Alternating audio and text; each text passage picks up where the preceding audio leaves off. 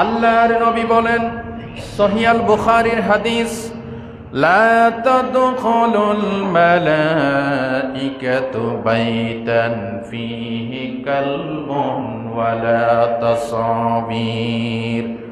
নবীজি বলেছেন, যে ঘরের ভিতরে কুকুর থাকবে, যে ঘরের ভিতরে কোনো প্রাণীর ছবি লটকায় রাখবে, ওই ঘরে রহমতের ফেরেশতারা প্রবেশ করে না। নাউজুবিল্লাহ বলে। ঘরে শয়তান ঢুকে কিন্তু রহমতের ফেরেশতা প্রবেশ করে না। এক ব্যক্তি এই ওয়াজ শুনে ঘরে কুত্তা পালা শুরু করছে, কুকুর। তো তার বন্ধু গিয়ে বলতেছে, ভাই তোমার বাড়িতে এত কুকুর কেন? ড্রয়িং রুমে কুকুর, বেডরুমে কুকুর, রান্নাঘরে কুকুর। আরে আমি হুজুরের ওয়াজ শুনে কুকুর পালা শুরু করছি। হুজুরও তো নিষেধ করছে কুকুর পালতে, আপনি যে পালা শুরু করছেন। তুমি বুঝো নাই, হুজুরে বলছে যে ঘরে কুকুর থাকে সেই ঘরে ফেরেশতা ঢুকে না। আমি মৃত্যুকে ভয় পাই, তো ঘরে কুকুর রেখে দিছি, আজরাইল ফেরেশতা ঢুকবে না, আমার জানও কবজ হবে না, আমিও ঘর থেকে বের হই না।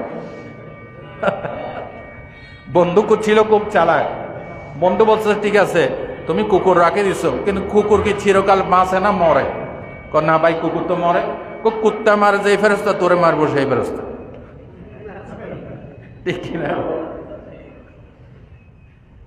মৃত্যুর যে যমদূত, এটা ঘরে কুকুর রাখলেও আসবে, না রাখলেও আসবে। কিন্তু রহমতের যে ফেরেশতা প্রত্যেক দিন ঘরে প্রবেশ করে। আপনি কি জানেন, আপনার চোখের সাথে আল্লাহ ফেরেশতা দিছে, আপনার শ্বাস প্রশ্বাসের সাথে আল্লাহ ফেরেশতা দিছে, আপনার কানের সাথে আল্লাহ ফেরেশতা দিছে।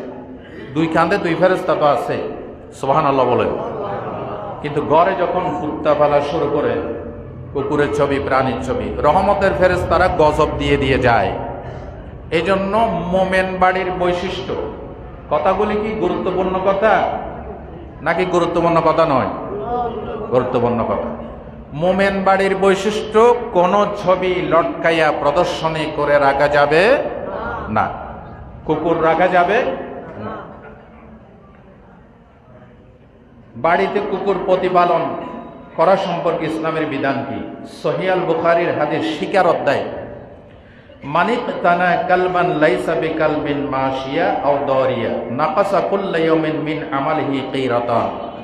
রাসূলুল্লাহ বলছেন, যে ব্যক্তি পশুকে পাহারা দেওয়া অথবা শিকারের কাজে ছাড়া শখ করে কুকুর পালবে, প্রত্যেক দিন তার আমল নামা থেকে 2 কিরাত পরিমাণ সওয়াব আল্লাহ পাক মাইনাস করতে থাকে। আরো জোরে বলেন নাউজুবিল্লাহ। 1 কিরাতের পরিমাণ হচ্ছে উহুদ পাহাড়ের চাইতে বেশি।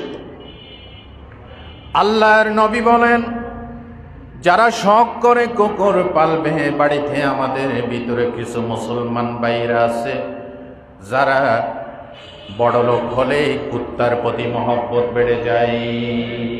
আছে না নাই? বাড়িতে শখ করে কুত্তা পালে, আর কেউ কুত্তা পালে পাওনাদার যাতে টেকাইতে পারে। আছে না নাই? এক ব্যক্তি পাওনা আদায় করতে গেছে, কুত্তা দেখে আর বাড়ির কাছে ঘেঁষতে চায় না। এইভাবে যারা কুকুর পালবে শখ করে অন্য উদ্দেশ্যে, এটা হারাম। এগুলি কি? কুকুর আল্লাহর একটা প্রাণী। কুকুর যদি না খেয়ে মারা যায়, আপনি তাকে খাবার দেবেন, এটা অন্য হিসাব। কিন্তু মুসলমান কুকুর লালন পালন করতে পারে, ইসলাম কঠোরভাবে নিষেধ করেছে। সোজা কথা না, প্রত্যেক দিন 2 কিরাত সওয়াব আমল নামা থেকে কি হয়ে যাবে? মাইনাস হয়ে। এমনি আমল করতে পারি না, আমল যেগুলি করতেছে এগুলি কবুল হয়েছে কিনা আল্লাহ ভালো জানে। কে ভালো জানে? এর ভিতরে কুকুর শখ করে কুকুর পাললে আমল নামা থেকে 2 কিরাত সওয়াব প্রতিদিন মাইনাস হবে। নাউজুবিল্লাহ বলেন।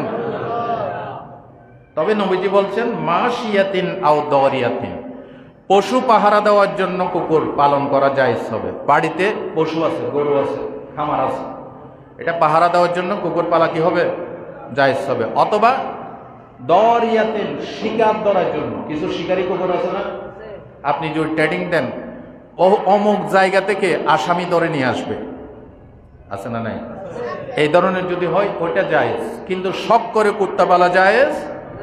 মোমেন বাড়ির বৈশিষ্ট্য, কোন শখের কুকুর থাকতে পারবে না। এই যে বিদেশে দেখেন না, নিজের বাচ্চাদেরকে পুশ চেয়ারে করে ঠেলে নিয়ে যায় আর কুত্তার বাচ্চাটা কোলে করে নিয়ে যায়, ঠিক না?